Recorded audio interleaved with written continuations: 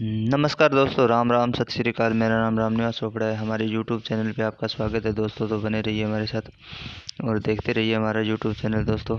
जो हमारा वीडियो पहली बार देख रहे हैं वो सब्सक्राइब और बेल आइकन दबा दीजिए ताकि सबसे पहले हमारा वीडियो आप तक पहुंचे दोस्तों। हमारा वीडियो लास्ट तक बात ज़रूर करना दोस्तों।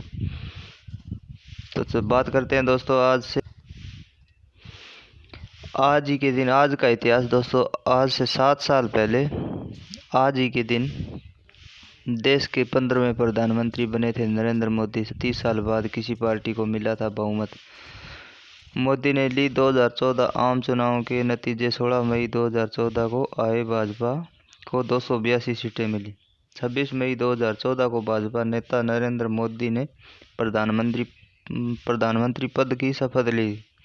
2019 के लोकसभा चुनाव में जीतकर लगातार दूसरी बार भाजपा सत्ता में आई। मैं नरेंद्र दामोदर दास मोदी आज ही के दिन साल 2014 में नई दिल्ली के राष्ट्रपति भवन से ये शपथ पूरे देश ने सुने थे। मौका था नई दिल्ली सरकार के शपथ ग्रहण समारोह में देश विदेश के करीब 4000 चुनिंदा लोग मौजूद थे। राष्ट्रपति प्रणब मुखर्जी ने स्टेज पर सबसे पहले नरेंद्र मोदी को शपथ के लिए बुलाया था। मोदी ने शपथ ली और इसी के साथ देश को आज ही के दिन अपना 15वां प्रधानमंत्री मिला। 2014 का आम चुनाव इसलिए खास था क्योंकि 30 साल बाद किसी पार्टी को बहुमत मिला था। राष्ट्रवाद की लहर पर सवार होकर आई भाजपा ने कांग्रेस को 44 सीटों पर समेटकर 282 सीटें जीती। 1984 के आम चुनाव में कांग्रेस ने 414 सीटें जीती थी। उसके बाद किसी एक पार्टी द्वारा जीती गई ये सबसे ज़्यादा सीटें थी। पिछले चुनावों के मुकाबले कांग्रेस के 162 सीटों का घाटा तो भाजपा को 166 सीटों का फायदा हुआ। 2004 में इंडिया के शाइनिंग की चमक को दूर करते हुए केंद्र में यूपीए की सरकार आई थी। एक चौंकाने वाले फैसले के बाद मनमोहन सिंह प्रधानमंत्री बने। अगले चुनाव में ही सत्ता यूपीए के पास रही और प्रधानमंत्री की कुर्सी मनमोहन सिंह के पास।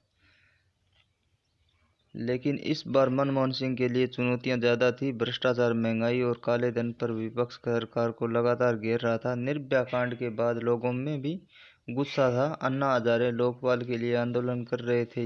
यूं समझिए कि सरकार के खिलाफ आए दिन लोग सड़कों पर उतर रहे थे। एक तरफ कांग्रेस के लिए चुनौतियां बढ़ रही थी, वहीं दूसरी तरफ बीजेपी अपनी तैयारी में कहीं कोई कमी नहीं छोड़ रही थी। 2013 में देश के 9 राज्यों में विधानसभा चुनाव हुए। 2014 चुनाव का ये सेमीफाइनल था। इनमें राजस्थान, मध्य प्रदेश और छत्तीसगढ़ जैसे बड़े राज्यों में बीजेपी या तो जीती या सत्ता बचाने में कामयाब रही। इसके बाद एक तरफ कांग्रेस की मुश्किलें बढ़ी, वहीं दूसरी तरफ बीजेपी का आत्मविश्वास। बीजेपी ने प्रधानमंत्री पद के लिए नरेंद्र मोदी के नाम पर मोहर लगा दी थी। उस समय मोदी लगातार तीसरी बार गुजरात के मुख्यमंत्री के तौर पर अपना कार्यकाल चला रहे थे। गुजरात 2 वजहों से लोगों की जुबान पर था। पहला 2002 दंगे और दूसरा गुजरात मॉडल। इन दोनों वजहों से नरेंद्र मोदी डेवलपमेंट और बहुसंख्यक आबादी के मसीहा के तौर पर प्रोजेक्ट किए गए। 7 अप्रैल से 12 मई के दौरान 9 चरणों में चुनाव हुए। विकास और ध्रुवीकरण की इस ऐसी आंधी चली कि कांग्रेस को मुख्य विपक्षी दल का दर्जा मिलने लायक सीटें भी नहीं मिली। कांग्रेस के 178 प्रत्याशियों की जमानत जब्त हो गई।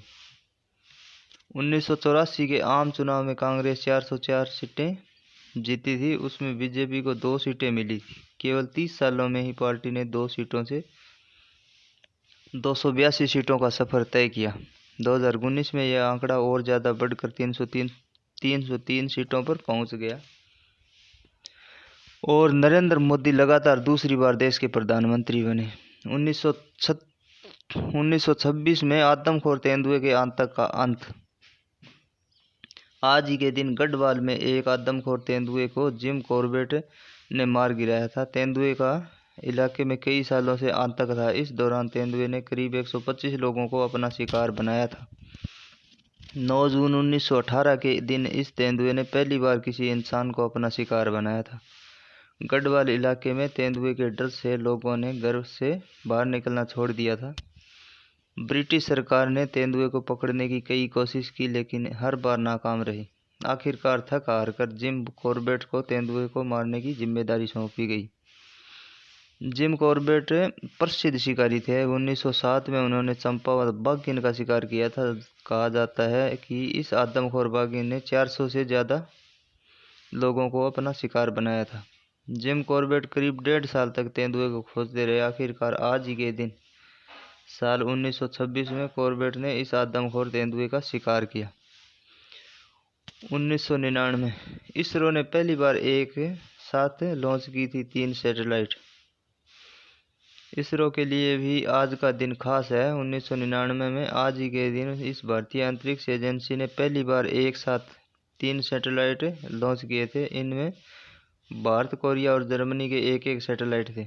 आंध्र प्रदेश के श्री हरिकोटा के लॉन्च स्टेशन से सुबह 11:52 पर 294 टन वजनी PSLV ने उड़ान भरी थी। इसी दौरान प्रधानमंत्री अटल बिहारी वाजपेयी खुद श्री हरिकोटा लॉन्च स्टेशन पर मौजूद थे।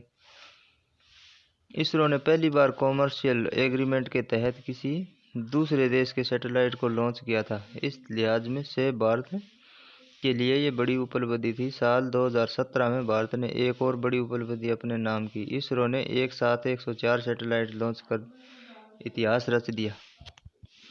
26 मई को इतिहास में और किन बड़ी घटनाओं की वजह से याद किया जाता है?